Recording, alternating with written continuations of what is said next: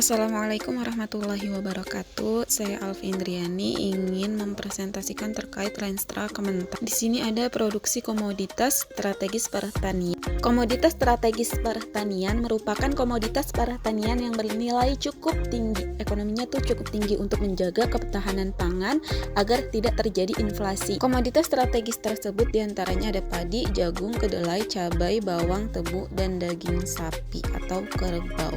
Nah, di sini ada produksi padi 2015 sampai 2017, di mana 2015 produksi padi sebesar 75,4 ton gabah kering giling atau GKG.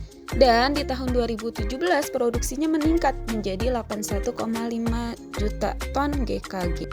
Adapun kedelai, di sini produksi pada tahun 2015 sampai 2020 mengalami fluktuasi dengan kecenderungan menurun, walaupun sempat mengalami penurunan pada tahun 2016 sampai 2017.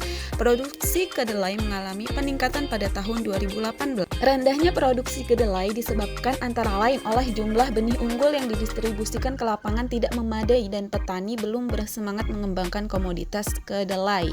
Dikarenakan harga jualnya juga belum memberikan keuntungan yang layak. Nah, produksi jagung pada tahun 2015 sebesar 19,61 juta ton pipilan kering, dan 2017 produksinya meningkat menjadi 28,92 juta ton pipilan kering. Naiknya itu cukup besar karena mencapai 47,48%. Nah, jagung ini produksinya menunjukkan pertumbuhan setiap tahun, kecuali pada tahun 2018, 2019 sampai 2020 produksi jagung ini terus meningkat. Pertumbuhan populasi mulai meningkat signifikan setelah adanya intervensi kegiatan gertak birahi inseminasi buatan atau GBIB dari tahun 2015 sampai 2016 yang dilanjutkan pada tahun 2017 sampai 2019. Kegiatan upsus sapi indukan wajib bunting atau SIWAP sebagai upaya lanjutan peningkatan produksi daging sapi yang telah dilakukan program yang terintegrasi dari hulu ke hilir dengan adanya si komandan. Program ini melibatkan berbagai upaya meliputi perbaikan bibit, pakan, peningkatan status kesehatan masyarakat, veteriner, dan pengelolaan pemasaran. Tata kelola pemerintah. Reformasi birokrasi atau RB di Kementerian Pertanian ini bertujuan untuk meningkatkan pengelolaan pemerintahan yang baik dan bersih di Kementerian Pertanian. Pengukuran nilai RB Kementerian Pertanian telah dilakukan sejak tahun 2014 dan menunjukkan progres positif dari tahun 2016 hingga 2020. Ketahanan pangan atau Global Food Security Index. Di sini, The Economist Intelligence Unit merilis Global Food Security Index untuk mengukur kinerja ketahanan pangan suatu negara. GFSI membandingkan situasi ketahanan pangan antar negara berdasarkan ketersediaan, keterjangkauan, kualitas, dan keamanan pangan.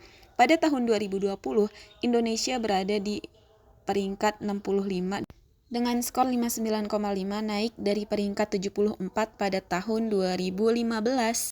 Potensi pertanian di Indonesia, yang pertama adanya keanekaragaman hayati. Di sini Indonesia kan memiliki keanekaragaman hayati yang sangat besar, termasuk plasma nutfah yang melimpah. Keanekaragaman ini terlihat dari berbagai jenis komoditas pertanian seperti tanaman pangan, hortikultura, perkebunan, dan peternakan. Selanjutnya ada inovasi dan teknologi. Inovasi dan teknologi ini menjadi kunci dalam memanfaatkan sumber daya pertanian secara optimal.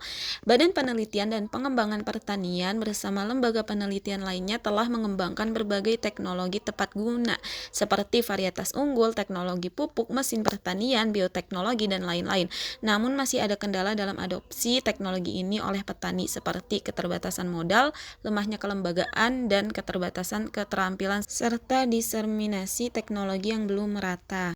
Selanjutnya masih di potensi pertanian ada lahan pertanian. Potensi lahan pertanian di Indonesia ini cukup besar meskipun sebagian besar masih suboptimal.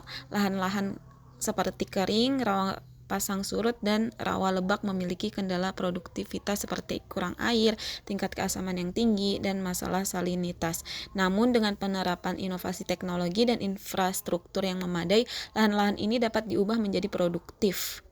Penduduk atau bonus demografi penduduk Indonesia terutama yang tinggal di pedesaan merupakan potensi besar sebagai tenaga kerja dalam sektor pertanian karena lebih dari 35,7 juta tenaga kerja masih bergantung pada pertanian. Dengan peningkatan pengetahuan dan keterampilan mereka dalam produksi, pengolahan, dan pemasaran hasil pertanian ini dapat meningkatkan kapasitas produksi untuk memenuhi pasar domestik maupun global. Permasalahan dalam pembangunan pertanian Indonesia yang pertama, pemenuhan pangan dan kecukupan gizi. Pertumbuhan penduduk yang tinggi di Indonesia menghadirkan tantangan besar bagi sektor pertanian untuk memenuhi kebutuhan pangan yang aman dan bergizi. Diperkirakan penduduk Indonesia akan mencapai 318,96 juta pada tahun 2014, meningkatkan sebesar 24,80% dari tahun 2015. Hal ini memerlukan upaya intensif dalam peningkatan produktivitas pertanian untuk mendukung ketahanan pangan nasional serta daya saing ekonomi. Selanjutnya ada defisit. Perdagangan subsektor tanaman pangan, hortikultura, dan peternakan usaha pertanian di Indonesia cenderung berskala kecil dan tersebar dengan produktivitas dan mutu produk yang bervariasi. Terbukanya pasar dalam negeri terhadap produk impor serta ketatnya standar mutu ekspor dapat mengancam daya saing produk pertanian lokal. Krisis ekonomi global juga bisa memperburuk kondisi ini dengan mempengaruhi daya beli konsumen, sehingga meningkatkan resiko defisit perdagangan di subsektor pertanian. Sekian dari saya, Alvin Riani, pamit undur diri. Assalamualaikum warahmatullahi wabarakatuh. Terima kasih.